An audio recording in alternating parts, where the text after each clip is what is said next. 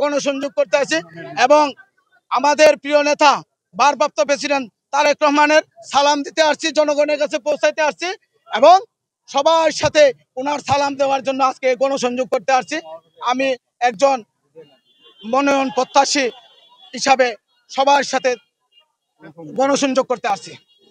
আমার নাম মোহাম্মদ মখলিসুর রহমান।